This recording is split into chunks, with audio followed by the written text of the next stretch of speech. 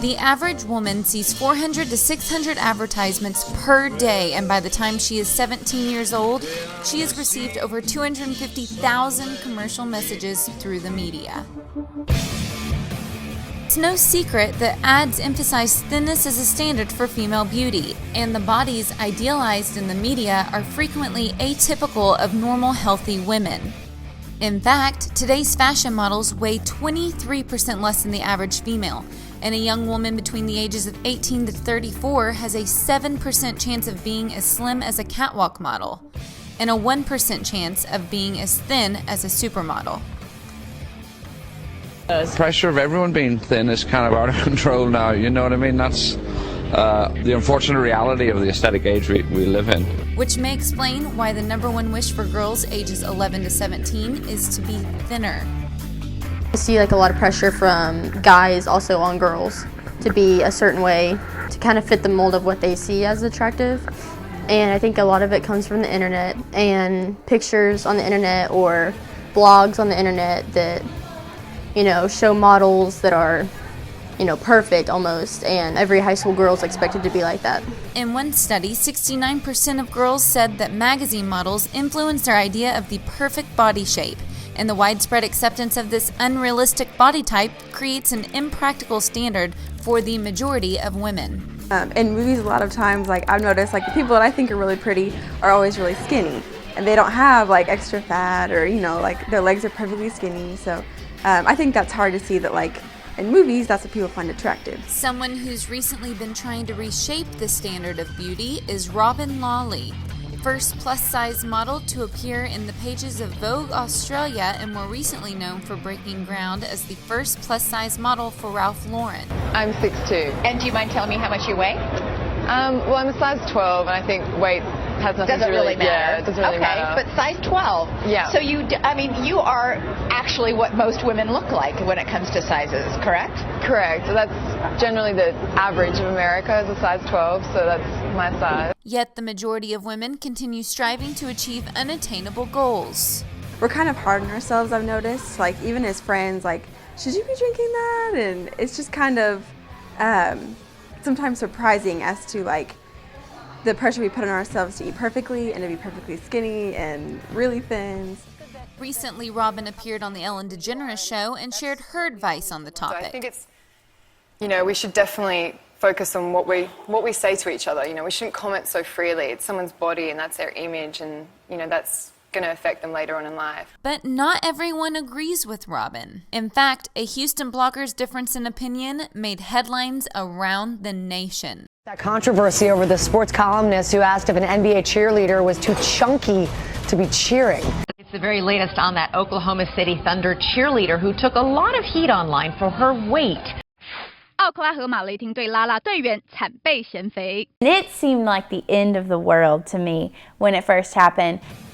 My husband called me and said, "Hey, have you been online yet?" And I said, "No, I'm still asleep. I don't feel good. Why?" And he's like, "Well, someone wrote something bad about you. It's not." Former NBA cheerleader Kelsey Williams was targeted when an online blogger known to be Claire Crawford wrote, "Is this girl too chunky to be an Oklahoma City Thunder cheerleader?" She also took a poll from readers, saying, "Could use some tightening up in her midsection. She has no business wearing that outfit in front of people." I was very aware that I'm going to be in a half top in front of tons of people. So I'm gonna eat my chicken, my salads, my green vegetables, but I'm not gonna deprive myself completely. Thunder girls are weighed every week and are required to maintain a certain body fat percentage based on their height and weight.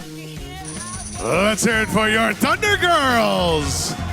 As the blog went viral, Kelsey quickly went from one of 20 to the one. You can see people's mouths, you know what they're saying, and so whether they were saying something nice or whether they were, making their own opinions, I could tell they were all talking about me. Kelsey's doubts soon began to fade when she saw support from Thunder fans that had taken to Twitter, saying, "Wow, it's possible for a woman to be a misogynist. Blogger Claire Crawford qualifies." Another says, "Shame on you, Claire Crawford, for your irrelevant, vindictive, and outrageous comments about Kelsey B. Williams."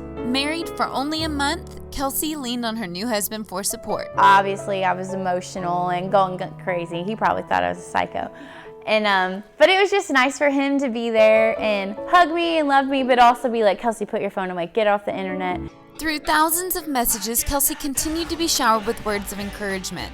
In response, she said, "To be womanly always, discouraged never." She also wrote, "Thank you to everyone for the compassion and love today. I'm in awe." Well, guess what, Claire Crawford? Good for her. She auditioned, she made it. What you gonna do? Well, besides reading the news, what you talented at? As a result of the blog post, Claire Crawford has been fired. And with Oklahoma City Thunder in the playoffs, Kelsey still had a job to do. I just remember being so nervous going back to my first game. And we sign autographs before the game, so anyone can come up to you. And I just remember feeling like I don't really want to make eye contact with anyone. Finally, when you run out onto the court and you just kind of forget about it. And people are in the crowd, they're pointing at me and they're like telling me, "I love you." Since then, Kelsey has been focusing on all of the loves in her life.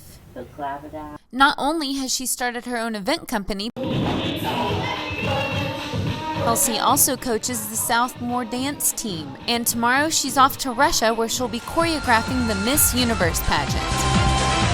And in her off time, she creates her own magazine. The co-creator, fashion director, and stylist for 20 Something magazine. A big part of my job is being at photo shoots and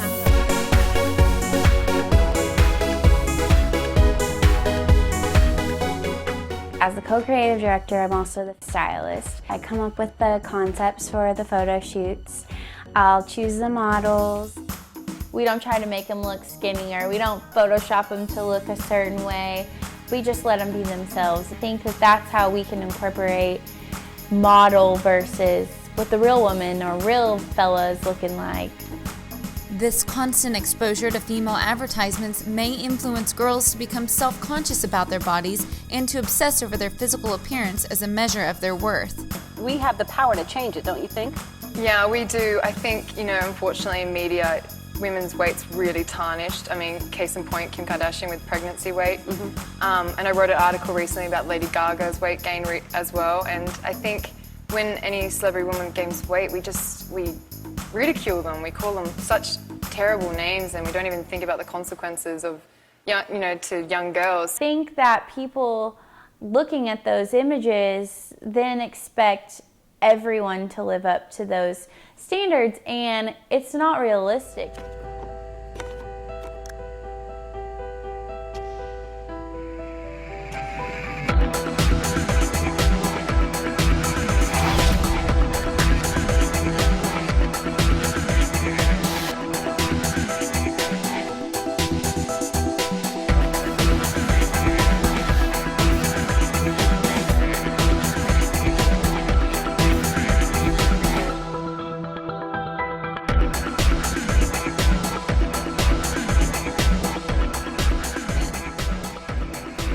Realistic or not, this is the world we live in.